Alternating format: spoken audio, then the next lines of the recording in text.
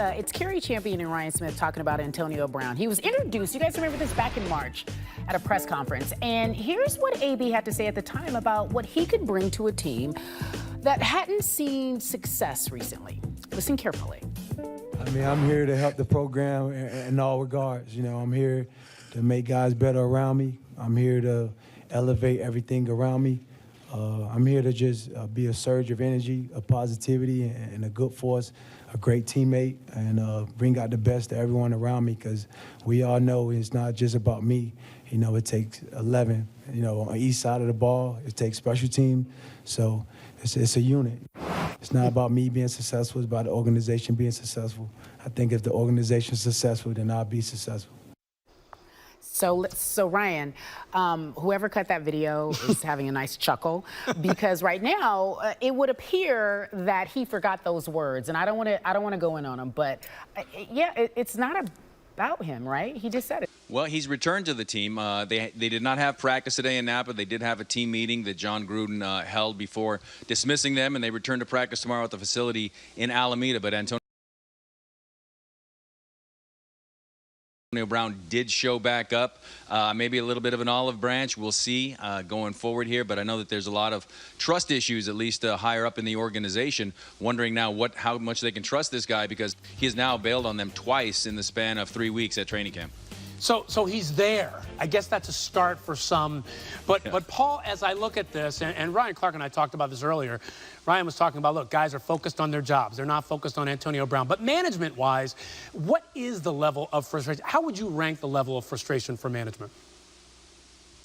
Well, in talking to different people in the organization, there's definitely a sense, and it's weird. It's not like they're whistling past the graveyard here or anything, but there is a sense that, well, you know what? If he never plays with us, it's not like we lost anything because he was never with us in the first place, which is kind of true and kind of not, because you're without a third-round and a fifth-round draft choice, but you don't have to pay him that $30 million either. The other sense of it is, like I said earlier, there's a sense of trust and mistrust, and how much can this team trust this guy going forward.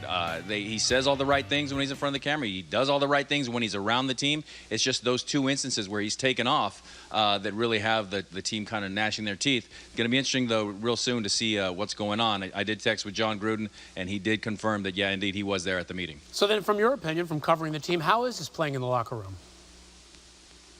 You know, I think there's a little bit of sense that guys are kind of over it. They just want this guy on the field. I mean, when he goes out there and they thought that this thing was all solved on Thursday night in Arizona, when he goes out there and runs routes and catches passes, and Derek Carr has a new toy at his disposal, which makes Ty Williams even better, which makes Josh Jacobs more of a weapon.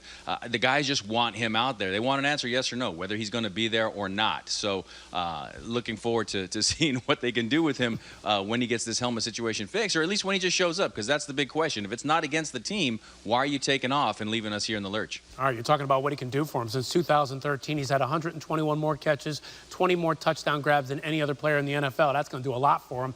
Let's see if that acquisition was worth it. Paul, thank you.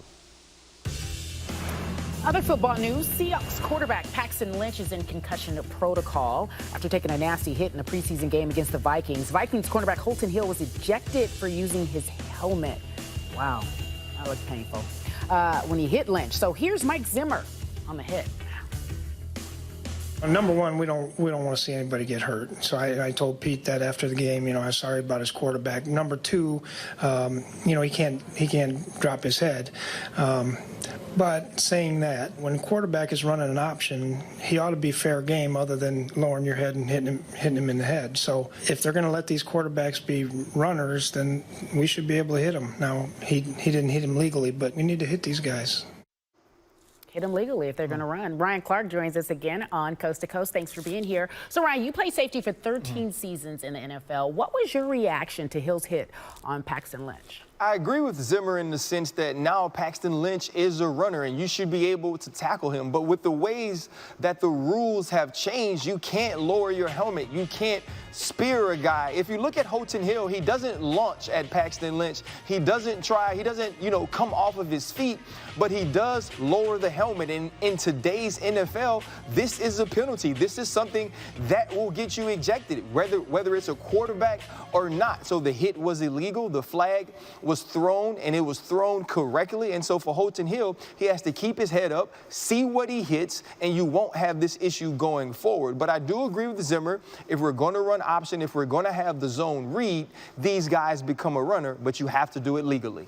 Do it the right way. All right, so week 3 of the preseason is up next. Give us a storyline that I think that you've been watching closely as we get ready to get into the regular season. It's Andrew Luck. Listen, I know this is usually the dress rehearsal for teams, right? This is when the quarterbacks will play a lot, when you'll get your starters out on the field for the first half at least. We just need to see if Andrew Luck is even moving or progressing in the direction to be the starting quarterback week 1 for the Indianapolis Colts. Listen, we see what this team looks like when he's not on the field. This team does not win. They were 4-12 when he missed games 2 seasons ago. And this team is on the cusp of getting an opportunity to represent the AFC in the Super Bowl. But without Andrew Luck, that isn't possible. So this calf, now high ankle injury, whatever it is, it needs to be fixed. And we need to see what he's able to do at Colts practice this week. Do you think a lot of it for Andrew Luck, and people have talked about this, a lot of it has been mental for him? Obviously, there's a physical injury aspect there, but is there any mental involved in this, in your opinion? Absolutely. Listen, when you have an injury like he had with his shoulder and you feel like some of the information was misdiagnosed, or it wasn't, perceived in the way that it should have been, it wasn't handled or treated the way that it should have been, you definitely have a little pause. You definitely have a little PTSD as it pertains to your training staff and how they handle injuries. But when this started as a calf injury in April, and now you're hearing it as a high ankle sprain or an ankle injury in August, it just doesn't smell right to me. It feels like there's something wrong in the way that the Indianapolis Colts diagnose and treat injuries, and Andrew Luck has been a huge part of that. Jacoby Brissett, the backup, he has 17 career starts under his belt. Colts are just 5-12 with him in those games, so we'll see what happens. Hopefully, Andrew Luck will be able to get out there and be in the game week 1. Ryan, good to see you on Coast to Coast. Thank you very much. It's been a pleasure. You're coming back, right? I hope so. Ryan, the other Ryan. Oh, there you go. Yeah. College football is back, by the way. Some of the big-name quarterbacks ready to battle for the Heisman. Will it be Tua, Trevor, Jalen, or a dark